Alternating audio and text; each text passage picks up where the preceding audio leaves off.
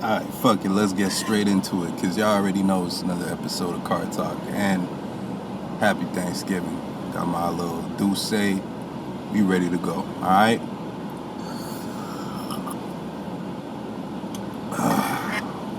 Whew, that shit is beautiful. Charleston White. You let me down, bro. You let me down. And the worst part about this is like you put yourself in the same category as Kanye, where it's like you confuse the shit out of me. You know what I'm saying? You do these things that I respect so much and I have so much love for, and then it's almost like you get lost in this character, or you get lost in, I don't know what it is, but you're getting lost, brother. These women that you disrespected in Chicago, that you've harmed with your words, all of them have nothing but good things to say about you, bro.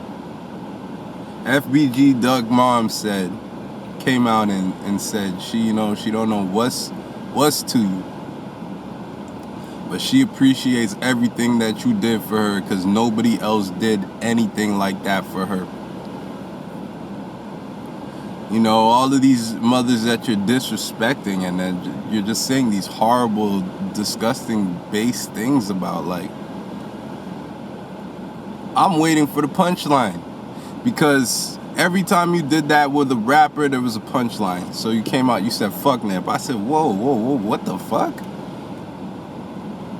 You said, let's talk about Hermias. Let's talk about the man behind Nip. I said, okay, I get what you're saying. I get where you're going with that. You know, you said, fuck this person. I said, oh, shit. Came out, you explained yourself, you broke it down. You say, but you've always said that everything that you're doing is for the mothers and for the kids. And then you come out and disrespect the mothers. Like, we're used to you doing the disrespect to the kids. You know what I mean?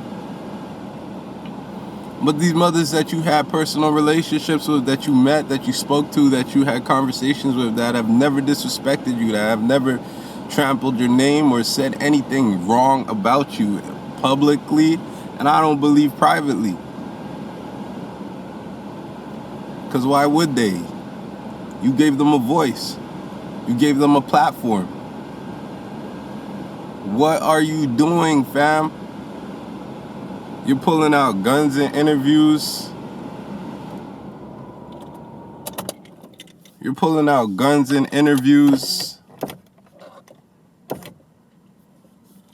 You know what I'm saying? You're pulling out guns in interviews. You're doing all types of crazy shit, bro.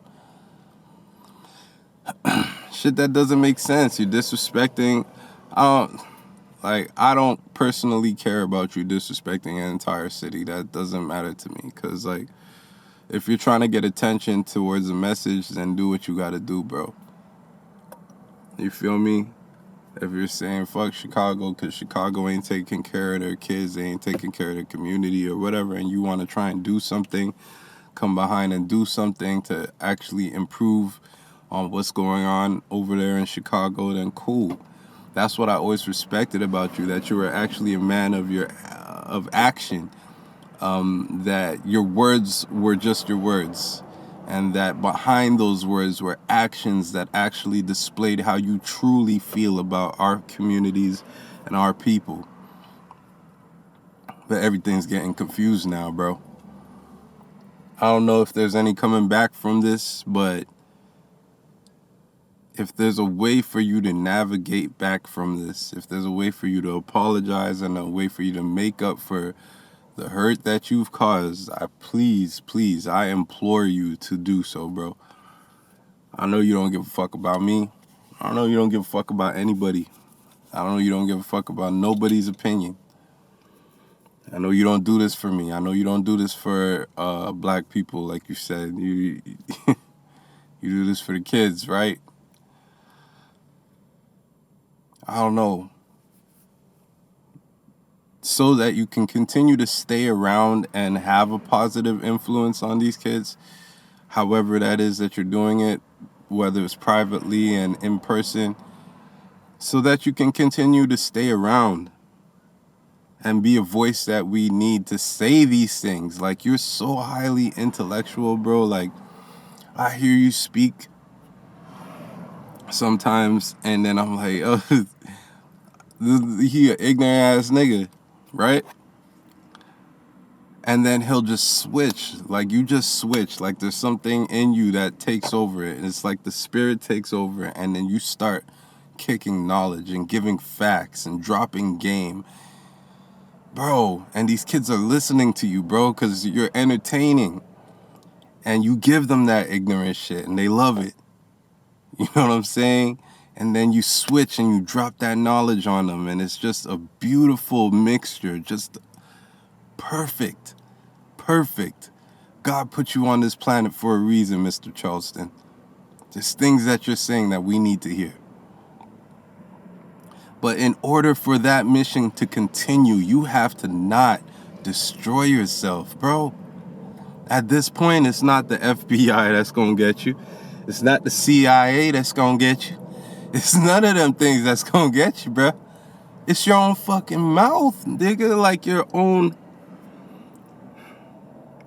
duplicity. That's what's going to get you. You got to be consistent now, bro. You got to be consistent. You have a mission. Don't end up getting taken out because you was just taking shit too far, bro. Because there's a lot of people that's willing to protect you and stand behind you even when you get to the extremes, as long as there's an actual end goal. As long as there's a consistency in who you are at the end of the day. But if you lose that consistency, you're going to lose that protection. Then people going to stop protecting you. Then people going to stop riding for you, bro. Dewberry and all them niggas. They going to stop. They going to stop, bro. Doesn't matter how long they've known you for. If you switch up, if you change, if you become unrecognizable from the person that they knew, you will be left alone, bro. You went too far, man.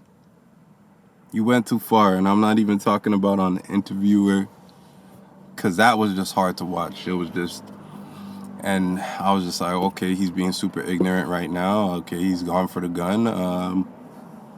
And I wasn't, and no disrespect to DJU, but I wasn't concerned about DJU because, you know, he's just an interviewer. And at the end of the day, that nigga ain't look shook.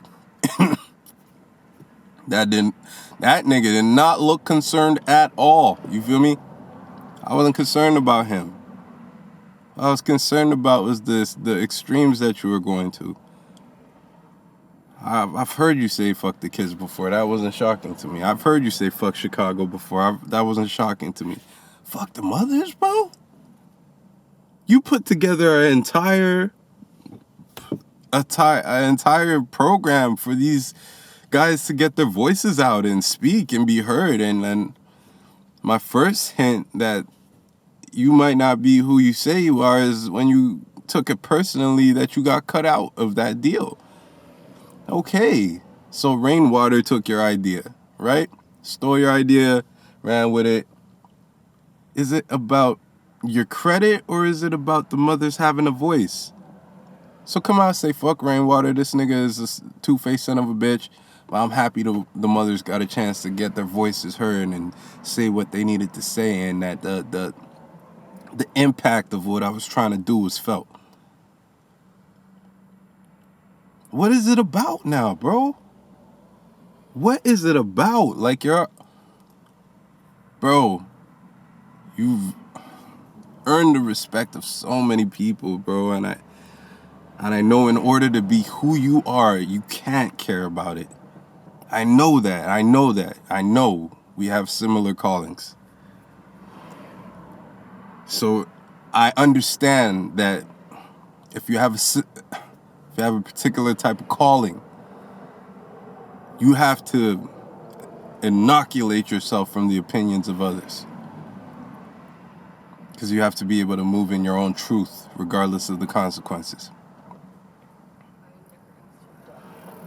But what are we doing here, bro? What the fuck are we doing here? What are you doing? Let's reel it back a little bit, brother. I hope that you get this figured out. I hope that you apologize to those mothers. And I hope you stop being so emotionally sensitive. Yeah, so you know what? Mama Duck said, I don't want you saying fucking Vaughn because she going through the same, that mother's going through the same pain that I'm going through. That's incredibly generous. When that man probably, the people around him who were arrested for the murder were connected to him. So, more likely than not, he was partially responsible for the murder of her son.